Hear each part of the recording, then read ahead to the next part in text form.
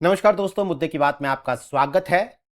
All India Majlise Ittehadul Muslimeen यानी AIMIM के supremo Asaduddin Owaisi ने उत्तर प्रदेश में बहराइच की एक मुस्लिम बहुल सीट से अपने 2027 के अभियान की शुरुआत करके यूपी की राजनीति में एक नई हलचल पैदा की है। बहराइच की मटेरा सीट पर यह एक रैली ओवैसी ने की थी, जहां पर अखिलेश यादव को सीधे ललकारते हुए उन्होंने ये सवाल पूछ लिया कि हमारे ऊपर अगर बीजेपी की बी टीम का आरोप लगाते हैं तो पश्चिम बंगाल में ममता बनर्जी के 20 सांसद क्यों छोड़कर चले गए। अब ये बात उन्होंने घुमाकर की है। आगे हम इसे सुनीता जी से पूछेंगे, जो आज हमारी मेहमान हैं। ओवैसी ने यह भी साफ किया कि 2027 की जंग में वो मुस्लिम समुदाय का और इसके अलावा जो उन्होंने कहा कि वंचित समुदाय हैं मुस्लिम के अलावा, हम उनका भी समर्थन मांगेंगे, लेकिन उनका जो नारा है वो वही है कि बराबरी की हिस्सेदारी और बराबरी का सम्मान मिलना चाहिए। उन्होंने बीजेपी को रोकने की बात कहकर गठबंधन के तुरुप का इक्का भी फेंका है। अब बड़े सवाल यही है कि क्या ओवैसी की एंट्री से एक बार फिर हिंदू मुस्लिम ध्रुवीकरण की जमीन तैयार होगी? अगर वो होगी तो उसका फायदा किसे मिलेगा? 2027 के चुनाव को हम नो सेकंड चांस यानी करो या मरो का चुनाव कह रहे हैं। तो ओवैसी इस चुनाव में किसका खेल बनाएंगे, किसका बिगाड़ेंगे, ये जानने के लिए हमारे साथ वरिष्ठ पत्रकार सुनीता जी हैं। सुनीता जी हिंदुस्तान टाइम्स की कंसल्टिंग एडिटर हैं और हाल में उन्होंने कई किताबें लिखी हैं। हाल में उनकी जो नई किताब आई है उसका नाम है सत्रप्स कोलिशन एंड पावर गेम्स। ये क्षेत्रीय पार्टियों पर, रीजनल पार्टीज को एक बड़े कैनवस पर देखती हुई उनकी बड़ी तस्वीर पेश करती हुई ये किताब है। सुनीता जी, आपको इस अपनी नई किताब के लिए बहुत बहुत बधाई। और अब हम शुरू करते हैं अपने सवालों का सिलसिला। तो जी जी। सबसे पहला तो बुनियादी सवाल यह है कि आप ओवैसी की एंट्री की बहुत दिनों से बात हो रही थी कि 2027 से पहले असदुद्दीन ओवैसी आएंगे उत्तर प्रदेश की राजनीति में। उन्होंने ये एंट्री की है। पहला सवाल तो यही कि आप उनकी इस एंट्री को कैसे देखती हैं, और इसके बाद ये कि बहराइच की जो मटेरा सीट जहां पर उन्होंने अपना अभियान शुरू किया वो एक मुस्लिम बहुल सीट है, तो क्या सीधा सीधा सीधा संदेश भी कोई असदुद्दीन ओवैसी ने अपनी एंट्री के साथ दिया है? नीरज जी, हम थोड़ा सा बैकग्राउंड देखते हैं जी। ओवैसी साहब की पार्टी का। जैसे वैसे तो पार्टी बहुत पुरानी, इनफैक्ट दूसरे नाम से थी, बाद में ये बनी। और इनका ज्यादा जो बेस है वो हैदराबाद, तेलंगाना, इन जगहों पे है। और बिहार में भी ये लोग करते रहे हैं। ये पहली बार नहीं है जब ओवैसी साहब यूपी आए हैं। ये 2017 में भी आए थे, 2022 में भी आए थे। और हर बारी काफी जोर शोर से आते हैं। काफी क्योंकि मुस्लिम पॉलिटिक्स यूपी में बहुत इम्पोर्टेंट है। कम से कम 138 to 45% तक जहाँ पे मुस्लिम वोट्स है। तो ये हर बारी आते हैं, तो यही उम्मीद होती है कि ये मुस्लिम्स के का समर्थन इनको मिलेगा, ये बहुत अच्छा करेंगे। पर 17 में उनको 0.39% वोट मिला था। और सारे उनके डिपॉजिट्स फॉरफिट हो गए थे। फिर उसके बाद उन्होंने जब आगे की लड़ाई 22 की लड़ी, तो थोड़ा सा परसेंटेज, अभी 1% पे नहीं पहुंचे हैं। अभी 1%, 0.49 था। और 98 में से शायद एक की डिपॉजिट बची थी। तो ये अगर आप इनको देखें तो इनका ट्रैक रिकॉर्ड देखते हुए मैं बात कर रही हूँ कि ये ज्यादा एज अ स्पॉइलर हो सकते हैं। ये एक तरह से वोट काट सकते हैं, ना कि ये बहुत ज्यादा चेंजेस ला सकते हैं। एक उम्मीद बिहार के बाद हुई है। बिहार में 5 सीटें लेके गए पहली बारी। तो अब लोगों को लगता है कि बिहार की तरह यूपी में भी बेटर करेंगे। बट इनका ट्रैक रिकॉर्ड देखते हुए ऐसा लगता है कि बातचीत बहुत होगी, मुस्लिम्स को वो अट्रैक्ट भी करेंगे, स्पेशली यंगर लॉट को। पर सीट निकालना अभी थोड़ा इनके लिए मुश्किल लगता है। 1-2 सीटें निकाल लें तो बात अलग है। आ, उन्होंने कहा कि बीजेपी को जो हराना चाहता है वो हमारा साथ दे। तो ये बात कह के किसी तरह के गठबंधन का कोई उन्होंने खिड़की खोली है? और अगर गठबंधन की खिड़की खोली है तो आपको क्या लगता है कि आप मौजूदा सिनेरियो में वो कौन सी पार्टियां हो सकती हैं जिनके साथ उनके गठबंधन की मुमकिन हो सकता है उनका गठबंधन? अच्छा, आपकी बारी इंटरेस्टिंग है कि वो बहराइच से उन्होंने लॉन्च करा, नहीं तो वेस्ट यूपी उनका एरिया है, जी क्योंकि वहां जी। पे कॉन्सेंट्रेशन ऑफ मुस्लिम्स ज्यादा है और कुछ सीटें ऐसी हैं जहाँ पे वो 45% तक है। बट अब की बारी वो बहराइच आए हैं, इस तरफ आए हैं, तो ये एक इंटरेस्टिंग फिनोमिना है ना। जो बीजेपी को हराएगा, देखिए उनकी राजनीति खाली मुस्लिम वोट से लेकर है। इस तरह की जो चीज बनती है वो जब तक और कास्ट को अपने साथ नहीं लाती हैं, और स्पेशली आज के माहौल में जब सनातन की बात हो रही है, तो खाली मुस्लिम राजनीति करके कुछ भी मतलब हासिल करना बहुत मुश्किल है। अगर आप याद करें, क्योंकि बहराइच से इन्होंने लॉन्च करा है, तो उसी एरिया में एक पीस पार्टी आई थी डॉक्टर अयूब की, जी बिल्कुल। और उन्होंने भी बहुत श्योर, उन्होंने भी मुस्लिम इंटरेस्ट की बात करी थी। और क्योंकि उनका एक अपना एक एरिया था, तो 2012 में उन्होंने कुछ 3 या 5 सीटें उन्होंने जीती भी थी, उसके बाद वो खत्म हो गए। यूपी की पॉलिटिक्स में एक कास्ट और कम्युनिटी को लेके आप इलेक्शन नहीं जीत सकते हैं। तो अब आप ये बताइए, वो कह रहे हैं जो बीजेपी को हराना चाहते हैं, तो क्या मुस्लिम्स के पास जब अदर ऑप्शंस हैं, जैसे कि अखिलेश यादव जी की पार्टी है, मायावती जी की पार्टी है, कांग्रेस है, जो कि तीनों मेन स्ट्रीम पार्टीज हैं, तो वो अब ओवैसी साहब के पास क्यों जाएंगे? एक ये क्वेश्चन आता है कि आज की तारीख में जब मुस्लिम्स चाहते हैं कि बीजेपी को डिफीट किया जाए, एक एक क्या कहना चाहिए, उनकी बहुत बड़ी लड़ाई है यूपी में, जहाँ पे अभी आज की तारीख में काफी उनके मदद से मस्जिदें गिरे भी हैं, गिराए गए हैं, चाहे वो इंक्रोचमेंट के कारण गिराए गए हो, जो भी करा हो, बट उनके साथ ये हो रहा है। तो वहां पे वो ऐसी पार्टी के साथ क्यों जाएंगे जो खाली मुस्लिम हित की बात करती है बट सीट नहीं जीत पाती है? और वो हैदराबाद से आते हैं इलेक्शन टाइम पे, सीजनल उनका अराइवल होता है, इलेक्शन टाइम पे आते हैं फिर चले जाते हैं। उल्टा वो एक पोलराइजिंग फिगर है। वो इन चीजों से, जो उनके भाषण होते हैं, उससे हिंदू पोलराइजेशन होता है, मुस्लिम तो कम होता है, हिंदू पोलराइजेशन ज्यादा होता है। तो मुझे नहीं लगता कि जो वो राजनीति करते हैं उससे बहुत ज्यादा वो मुस्लिम बाहुल्य सीट्स को जीत लेंगे, बट डेफिनेटली कुछ वोट लेके जाएंगे। बिहार के बाद लोग उनको विद इंटरेस्ट देख रहे हैं।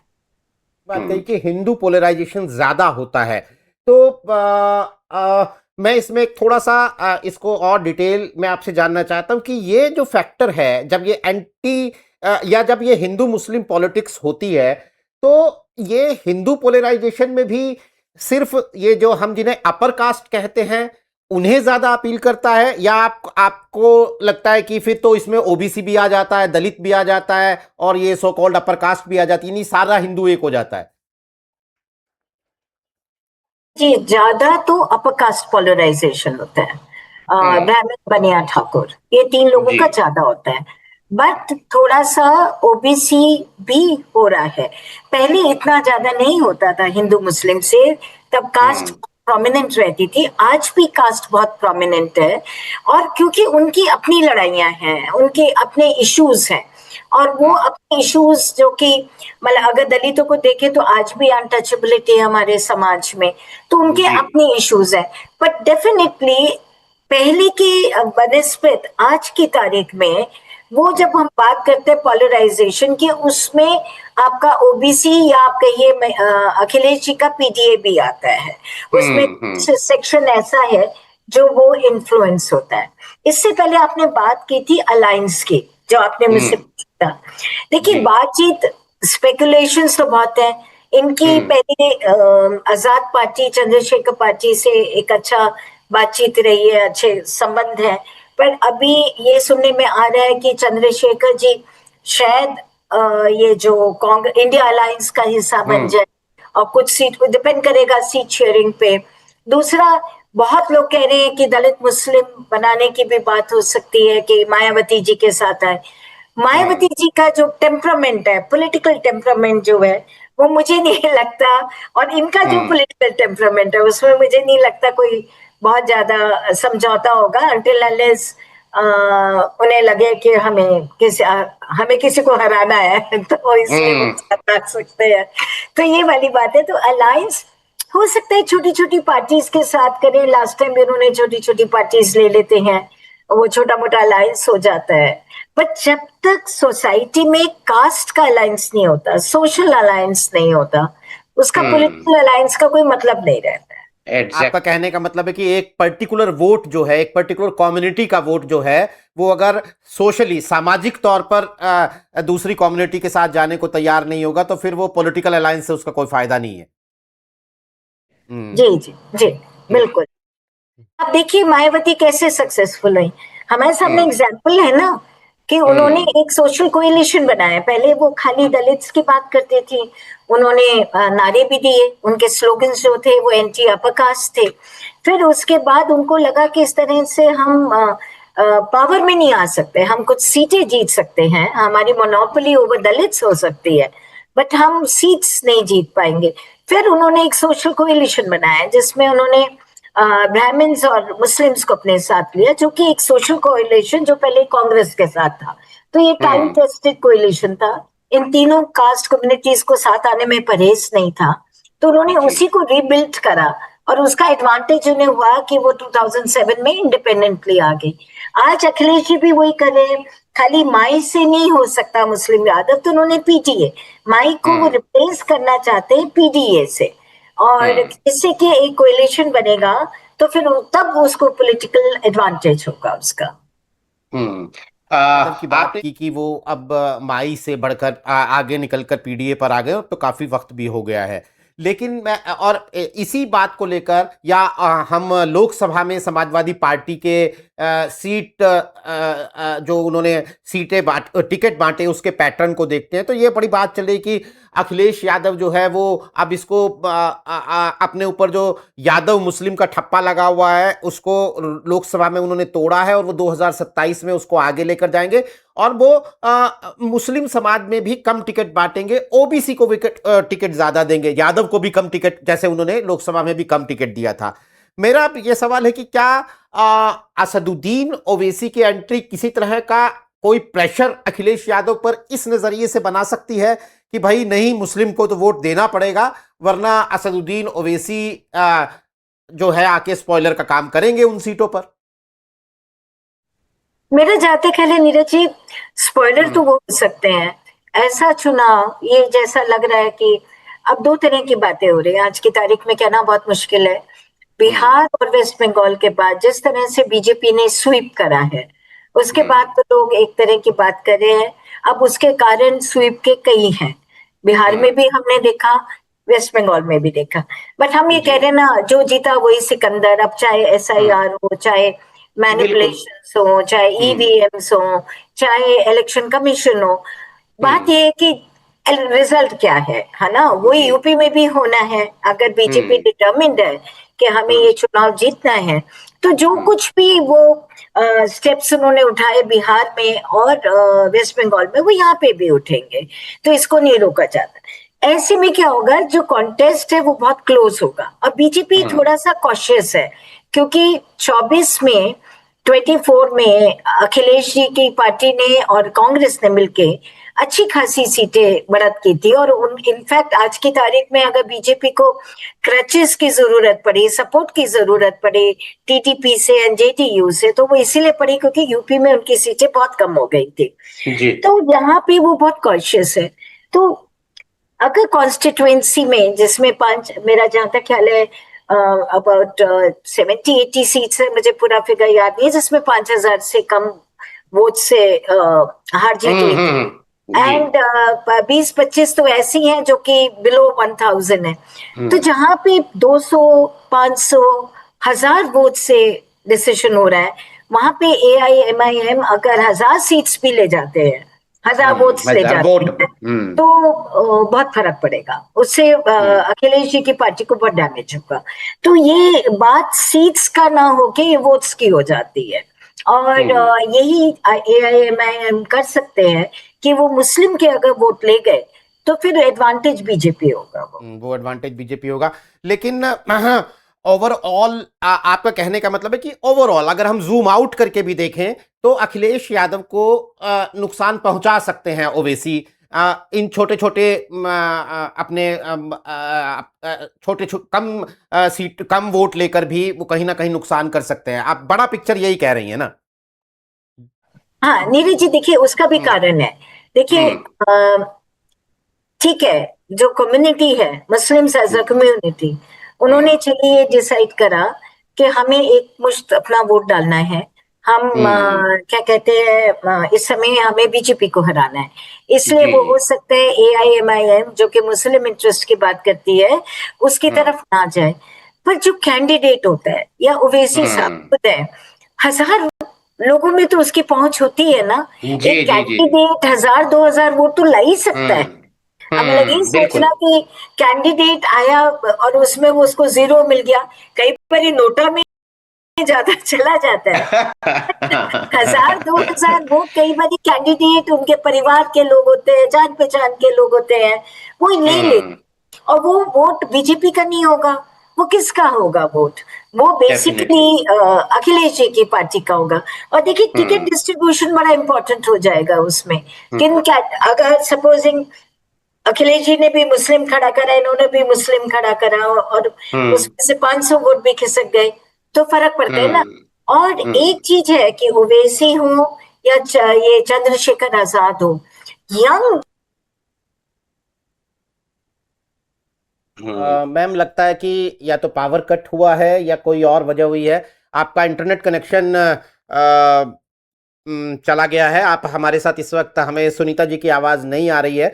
हम कोशिश करेंगे कि हम दोबारा सुनीता एरन जी के साथ संपर्क कर सकें। बड़ी इंटरेस्टिंग बातचीत हो रही थी और वो जिस तरीके से असदुद्दीन ओवैसी का उत्तर प्रदेश के मैदान जंग में कूदना और उनके क्या प्रभाव हो सकते हैं, इसको बड़ी तफसील से सुनीता जी हमें बता रही थी। फिलहाल जो बात ये कही जा रही है कि भाई असदुद्दीन ओवैसी का तो ट्रैक रिकॉर्ड जो है वो उत्तर प्रदेश के अंदर कुछ है नहीं, लेकिन सुनीता जी का ये कहना था कि कई सीटें जहां पर बहुत कम अंतर से हार जीत के फैसले होते हैं या पिछले चुनावों में हुए हैं, वहां पर असदुद्दीन ओवैसी की पार्टी के उम्मीदवार वो अगर 500, 1000, 200, 300 वोट भी काटते हैं तो वो वोट जाहिर तौर पर इंडिया गठबंधन के प्रत्याशी का ही होगा। ऐसे में वो कई कुछ सीटों पर स्पॉइलर का काम कर सकते हैं। लेकिन लेकिन बड़ी बात यह है कि अगर ओवरऑल हम देखते हैं उत्तर प्रदेश में, तो असदुद्दीन ओवैसी ने लोकल बॉडी इलेक्शंस में ज़रूर अपने कैंडिडेट जितवाए हैं, लेकिन अभी तक असेंबली के चुनाव में वो 1% वोट भी टच नहीं कर पाए हैं। 1% वोट भी उन्हें पिछली बार तक नहीं मिला था, बमुश्किल 1% के आसपास पहुंचे थे।